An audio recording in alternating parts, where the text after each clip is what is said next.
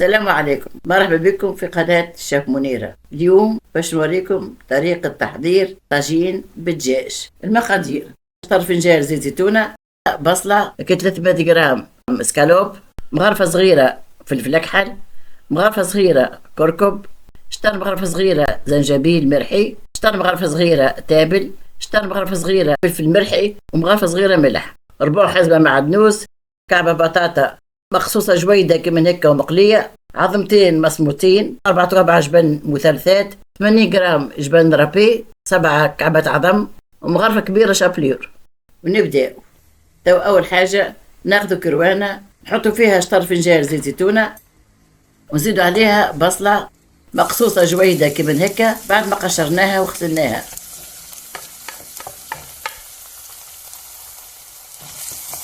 كي نلقاو البصلة متاعنا بدات تذبال نزيدوا عليها 300 جرام اسكالوب مخصوص بالطريقة هذه،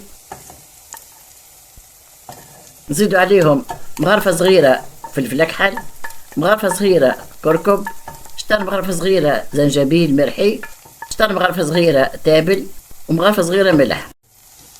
نحركوهم كل مع بعضهم كمان هكا،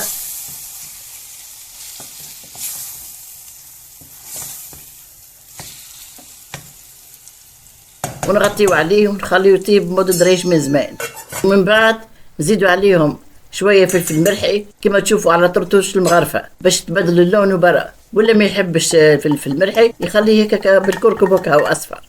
ونكملوا نزيدوا عليهم ربع حزمة معدنوس كيف كيف بعد ما غسلناها وقطرناها قصناها جويدة كمان هكا، وتو نحركوهم كل مع بعضهم كمان هكا حتى يذبل المعدنوس. وتو ناخذ صحفة واسعة شوية ونصبوا فيها كل الخليط اللي حضرناه على الغاز. تو نزيدوا عليهم كعبة بطاطا مقصوصة جويدة كمن هكا ومقلية، نحركوهم هكا شوية مع بعضهم، ونزيدوا عليهم عظمتين مصموتين نقصوهم بالطريقة هذه.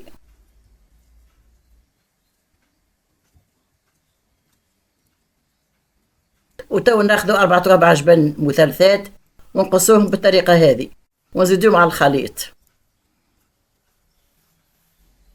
ونزيدوا عليهم 80 جرام جبن رابي ومغرفة كبيرة شابليور، ونحركهم كل مع بعض كمان هكا.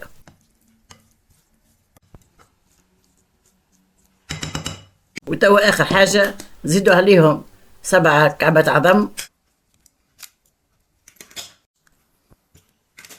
ونخلطوهم كل مع بعضهم.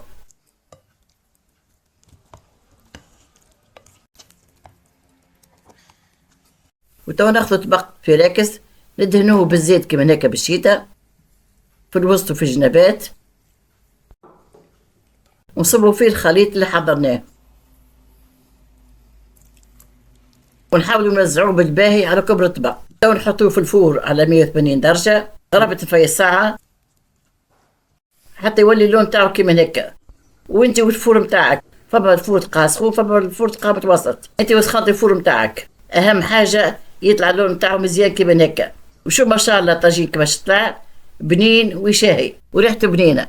جربوه وتاكلوا بالشفاء والهناء.